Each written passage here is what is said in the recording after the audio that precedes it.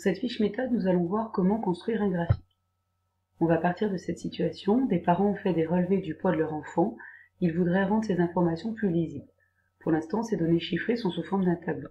La consigne est la suivante: réaliser un graphique représentant l'évolution du poids en kilos en fonction de l'âge en mois. Tout d'abord, il va falloir utiliser uniquement crayon papier, et la règle bien sûr.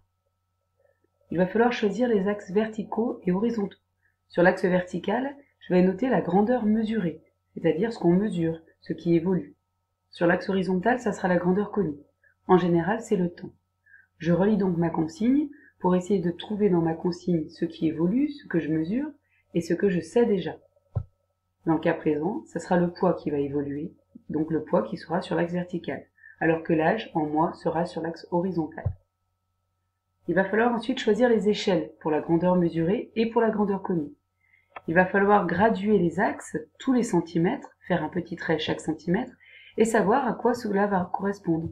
Ici pour les kilos, ici pour les mois. Pour m'aider, j'utilise le tableau avec les valeurs chiffrées. Il faut savoir que l'axe vertical doit faire entre 10 et 20 cm maximum de haut, et que l'axe horizontal doit faire entre 10 et 15 cm maximum de long. Dans l'exemple choisi, j'ai décidé de mettre 1 cm sur mon graphique égale 2 kg pour avoir un axe vertical de 9 cm de haut environ parce que je laisse toujours dépasser un petit peu ma flèche pour avoir la place d'écrire. Et j'ai choisi pour mon axe horizontal 1 cm sur mon graphique égale 2 mois pour avoir un axe horizontal de 12 cm de long environ. Je trace donc mes axes selon la longueur choisie, je vais les graduer en mettant des traits tous les centimètres et en notant ici l'échelle choisie, et puis je vais noter leur titre, sans oublier les unités, le poids en kilos pour ici, l'âge en mois de ce côté-là. Une fois que j'ai fait ça, je vais pouvoir compléter mon graphique en faisant de petites croix en forme de plus, des croix précises pour placer les couples de valeurs. Par exemple, pour les 0 mois de l'enfant, son poids était de 3,2 kg.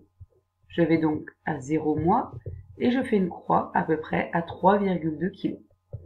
Pour les 2 mois de l'enfant, il pesait 4,3 kg. 2 mois, 4,3 kg. Et ainsi de suite. Une fois que j'ai fait toutes mes petites croix, je les relie à main levée. Enfin, je vais terminer mon graphique en notant son titre en dessous. Le titre, c'est l'évolution de l'axe vertical en fonction de l'axe horizontal. En ce qui me concerne, ça sera donc évolution du poids en kilos en fonction de l'âge en mois. Mon graphique est ensuite terminé.